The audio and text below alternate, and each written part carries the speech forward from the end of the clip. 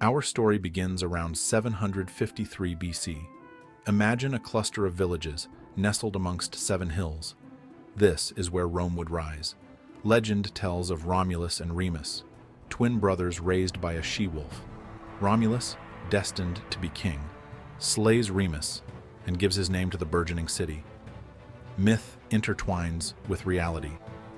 Archaeology reveals settlements dating back to the 8th century BC, confirming the existence of an early Roman community. From humble beginnings, a mighty empire would emerge. These early Romans were a practical people, focused on survival and expansion. They farmed the land, traded with neighbors, and defended their territory. Their location, strategically placed on the Tiber River, gave them access to trade and resources. This humble start, marked by both legend and pragmatism, laid the foundation for Roman dominance. For over 2 centuries, Rome was ruled by kings. These were not emperors in the later, grand Roman style. They were more akin to chieftains, leading in war and governing with the advice of elders. Under their rule, Rome grew from a collection of villages into a city-state. Walls were built, temples erected, and the population swelled. Each king left his mark. Numa Pompilius, the second king, is credited with establishing many of Rome's religious institutions and a calendar system. Servius Tullius, the 6th king, is said to have built the Servian Wall, a defensive structure that protected Rome for centuries. These early kings, both legendary and historical, shaped Rome's identity and set the stage for its future greatness. The year is 509 BC. A revolution sweeps through Rome.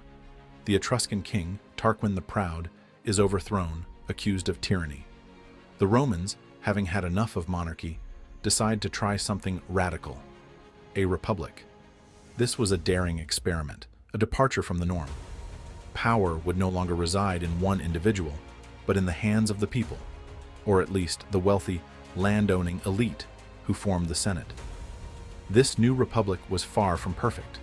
It was a system built on inequality, where power was often concentrated in the hands of a few powerful families. Yet, it was also a time of incredible dynamism and growth. The Senate, a body of elder statesmen, provided guidance and continuity.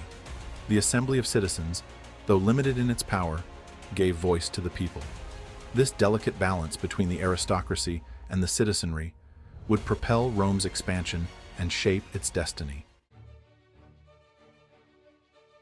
With the Republic established, Rome began a period of relentless expansion. No longer content with being just another city-state, Rome set its sights on the Italian peninsula. One by one, neighboring tribes and cities were subdued, either through diplomacy or, more often, through the might of the Roman legions. These soldiers, renowned for their discipline and effectiveness, became the iron fist of a growing empire. The Punic Wars, a series of 3 conflicts with the powerful Carthaginian Empire, tested Rome's mettle. Hannibal, the brilliant Carthaginian general, crossed the Alps with elephants, stunning the Roman world. Yet, Rome persevered, ultimately crushing Carthage and establishing itself as the dominant power in the Western Mediterranean. The Roman eagle, a symbol of strength and victory, now flew over vast territories. Satrasam. Section 5. Caesar's Shadow. The Republic Crumbles. By the 1st century BC, the Roman Republic, once a beacon of shared power, was teetering on the brink of collapse. Decades of foreign wars and internal strife had taken their toll. Powerful generals commanding loyal legions emerged as rivals for power. The gap between the wealthy elite and the impoverished masses widened, fueling social unrest. Into this maelstrom stepped Gaius Julius Caesar, a brilliant general, a cunning politician, and a man of immense ambition. Caesar's campaigns in Gaul, modern-day France, further expanded Roman territory while consolidating his own power base. His legions, loyal to him personally, became a formidable force. The Rubicon River marked the point of no return. Caesar crossed it, defying the Senate and igniting a civil war that would forever change the course of Roman history. Section 6. Hail Caesar. The dawn of a new era. Caesar emerged victorious from the Civil War. He assumed the title of dictator for life, effectively ending the Republic and ushering in a new era, the Roman Empire. His reign, though brief, was marked by sweeping reforms. He centralized the government, reformed the calendar, and granted citizenship to conquered peoples. He aimed to be a benevolent dictator, restoring order and prosperity to a fractured state.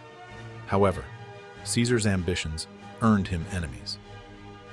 On the Ides of March 15th, 44 BC, he was assassinated by a group of senators who feared his growing power and yearned for a return to republican ideals. Little did they know that Caesar's assassination would plunge Rome into yet another round of civil wars, ultimately leading to the rise of a new dynasty, the Julio-Claudians.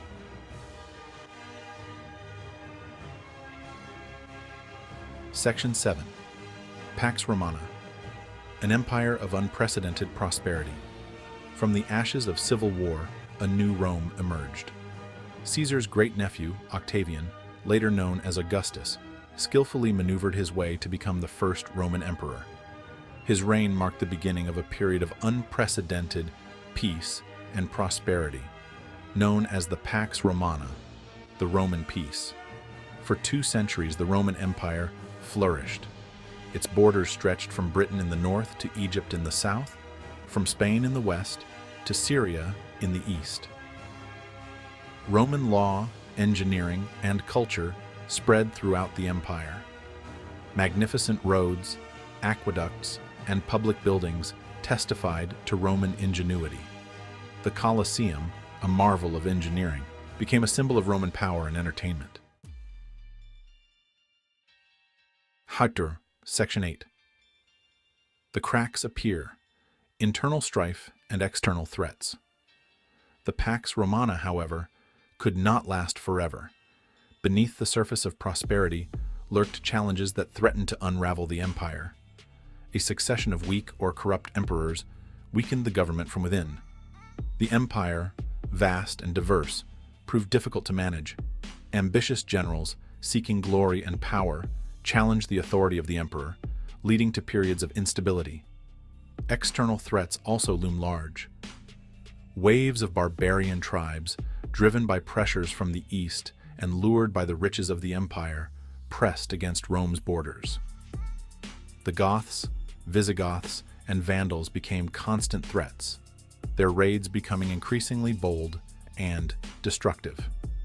The Roman legions, once invincible, found themselves stretched thin, struggling to hold back the tide.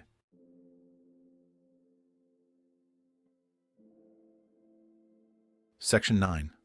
The Fall of Giants. Rome's enduring legacy. The year is 476 AD.